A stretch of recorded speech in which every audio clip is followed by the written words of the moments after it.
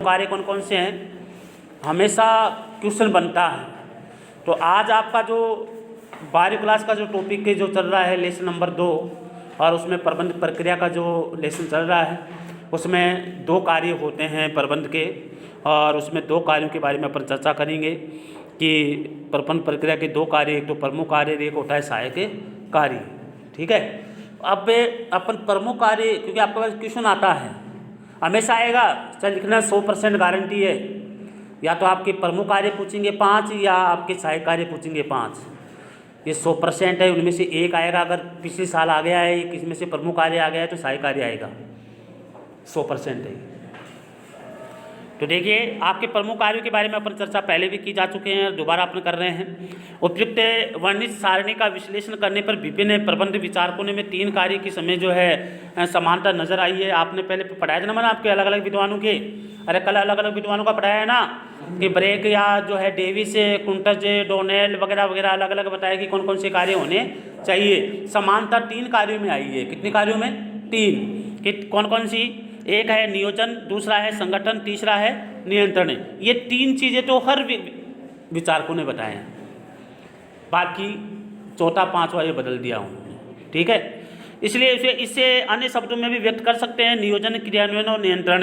नियोजन कार्य को क्रियान्वित करने के लिए संगठन में योग्य व्यक्ति की नियुक्ति और उसके निर्देशन भी आवश्यक होता है, और नियुक्ति कर्मचारी को सौंपे गए कार्यों की जांच भी करनी पड़ती है। कुछ विद्वानों का मत है कि प्रबंधक सभी के कार्य करवाता है तथा संसाधनों का आवंटन करता है और उसी को भी साल लेकर के चलना पड़ता है, अर्थात समन्वय करना पड़ता है। इसलिए प्रबंध के प्रमुख कार्य के निम्न जो है निम्न को सम्मिलित किया जा सकता है। वो कौन कौन से हैं? नियोजन, संगठन, निर्देशन और नियंत्रण। अब देखिए नियंत्रण, इसके बारे में क्या बताया जा रहा है वो देखिए। सबसे पहला है नियोजन। नियोजन किसे कहते हैं सब जानते हैं, सब विद्यार्थी जानते हैं नियोजन किसे कहते हैं। समय से पहले योजना बनाना, फिर उस लक्ष्य को प्राप्त करना, सोच समझ करके योजना बनाना और उस लक्ष्य को प्राप्त करना। यानी किसी लक्ष्य की प्राप्ति के लिए किया जाने वाला अपेक्षित कार्य ही रूपरेखा या चित्रण की नियोजन कहलाता है। समझ गए इसमें? उदाहरण के लिए किसी कार्य हेतु किसी गंतव्य स्थान पर पहुंचना है तो हमें निम्न बातों पर विचार करना होगा। जब आप दूसरी जगह जा रहे हैं तो सबसे पहले आप प्लान बना के जाओगे, कितने बजे अब रवाना होना है, कितने बजे वहाँ पहुँचना है, कैसे जाना है, बस के द्वारा जाना है, हेलीकॉप्टर से जाना है या साइकिल से जाना है, तो वो उसके ऊपर निर्भर करता है। इसलिए कितनी दूरी और कौन से रास्ते और कौन सा साधन उपयुक्त होगा। अब सुरेंद्र सोचेगा कि मैं किस रास्ते से जाऊं, मैं साइकिल से जाऊं या स्पेशल गाड़ी लेके जाऊं या मैं मेरी स्टाइल से जाऊं या 11 नंबर से जाऊं, वो उनके ऊपर निर्भर करता है। लेकिन रास्ता देखेगा कि सबसे बढ़िया रास्ता कौन सा है, जो मनोरंजन वाला रास्ता हो। ठीक है, तो ऐसा रास्ता भी वो ढूंढने की कोशिश करेगा। इत्यादि सभी जो है प्रश्नों के उत्तर उपयुक्त उपलब्ध विकल्पों में से किसी चयन करना होता है। प्राप्त कर गंतव्य और सही समय पर पहुंचने का रूपरेखा तैयार करनी पड़ती है। यही नियोजन है। क्या है? यही नियोजन कहलाता है। आप 12th बोर्ड के विद्यार्थी हैं, उनको नियोजन करना पड़ेगा, जब जाकर के परसेंटेज आएगी। नियोजन वही होता है प्लान बनाना, तो प्लान आपको बनाना पड़ेगा। ठीक है, तो इसलिए हॉस्टल के विद्यार्थी हैं वो वास्तव में सबसे लकी माने जाते हैं, क्योंकि उनके पास कोई काम नहीं होता पढ़ाई सिवाय। अगर वो टाइम बना करके अगर एडजस्टमेंट करें तो बहुत अच्छा बन सकते हैं और अच्छा बना सकते हैं। बहुत गोल्डन चांस है। संगठन के लक्ष्य द्वारा प्राप्त करने हेतु ऐसी प्रश्नों पर विचार कर कार्य करने से पूर्व कार्य की रूपरेखा और कार्य योजना बनाता है, जिससे निर्धारित लक्ष्य सुगमता से प्राप्त हो सके। प्रबंधक इन सभी कार्य योजनाओं के साथ इस हेतु आवश्यक साधनों या विधियां, कार्य पद्धतियां, नियमों, कार्य प्रणाली, समय, बजट, पूंजी की अग्रिम निर्धारण करता है। सारी चीज़ें एडजस्ट करता है कि हमें कौन सी सामग्री चाहिए, कौन सी चीज़ें चाहिए, कौन से संसाधन चाहिए, कितने पैसे चाहिए, किस प्रकार का एडमोर जो बोलते हैं पर्यावरण चाहिए, ये सारी चीज़ें उनके ऊपर निर्भर करती है। फिर बाद में पढ़ाई स्टार्ट या लक्ष्य के ऊपर आगे बढ़ता है। नाइल्स के शब्दों में कि नियोजन किसी उद्देश्य को पूरा करने हेतु सर्वोत्तम में कार्य पथ पर चुनाव करना और विकास की जागरूक प्रक्रिया है। नियोजन मूलतः प्रत्येक कार्य को करने के लिए उपलब्ध विविध विकल्पों में से श्रेष्ठ विकल्प या उचित का चयन करना, जागरूक रहते हुए बदलती परिस्थितियों के साथ विकल्प का बदलना। इसलिए गोइज के अनुसार नियोजन एक चयन प्रक्रिया है और नियोजन की समस्या का जन्म कार्य के वैकल्पिक तरीके की खोज करना माना जाता है। इसके बाद नियोजन कार्य के प्रमुख घटक हैं वो जो है उद्देश्य, नीतियाँ और कार्यविधियाँ और प्राविधियाँ, रीतियाँ और नियम और कार्यक्रम और व्यू रचना या प्रमाण या जो है मापदंड, समय, बजट आदि भविष्य की समावधि को जो है ध्यान में रखते हुए योजना दीर्घकालीन और अल्पकालीन हो सकती है। आपको दीर्घकालीन योजना नहीं बनानी है, आपको अल्पकालीन योजना बनानी है। अल्पकालीन का होता है 6 महीने, 2 महीने, 7 महीने, 5 महीने जो भी है, और दीर्घकालीन यानी 4-5 साल तक के आगे की प्लान। दूसरा, ये तो हो गया पहला प्रमुख कार्य, कौन सा हो गया पहला? नियोजन। ठीक है, आपसे पूछा जा सकता है नियोजन किसे कहते हैं, 1 नंबर या 2 नंबर का क्वेश्चन पूछा जा सकता है। आपको सीधा सा होता है नियोजन सोच समझ करके आगे के लक्ष्य की योजना बनाना ही नियोजन कहलाता है। एकदम सिंपल परिभाषा है। अब है संगठन।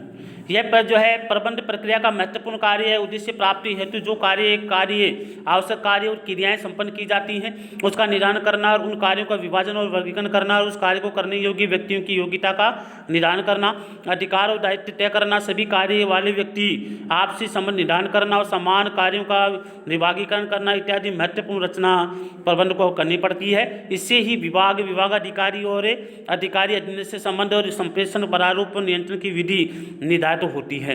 संस्था की सफलता और स्थिति उनके संगठन रचना और संगठन कार्य पर निर्भर करती है। अगर संस्था आगे बढ़ती है तो वो किसके ऊपर निर्भर करती है?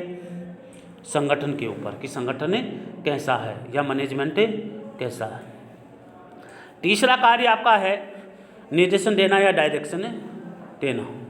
तो देखिए, किसी कार्य को करने के लिए उपलब्ध संसाधनों का प्रयोग किस प्रकार किया जाए, अधिकतम सफलता या लक्ष्य प्राप्त हो सके, वही दिशा निर्देश समान संसाधनों के होते हुए प्रत्येक निदेशक प्रबंधक द्वारा जो है परिणाम भिन्न होते हैं। इसका अच्छा उदाहरण है भारतीय फिल्म में, कौन सा है यह आ गया, भारतीय फिल्म उद्योग में मिलता है।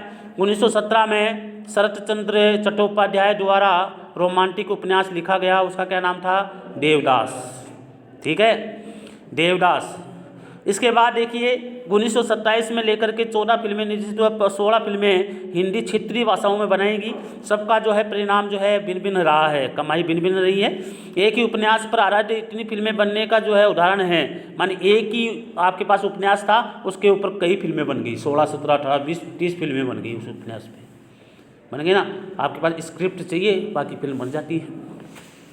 हिंदी में 4 बार 1935 और 55 और 2000, 2009 और अभी भी चल रही हैं कई फिल्में दोबारा बन के आई है। गोलमाल, डबल गोलमाल, ट्रिपल गोलमाल, चौबल जो भी है होती आ रही है ना आपके पास।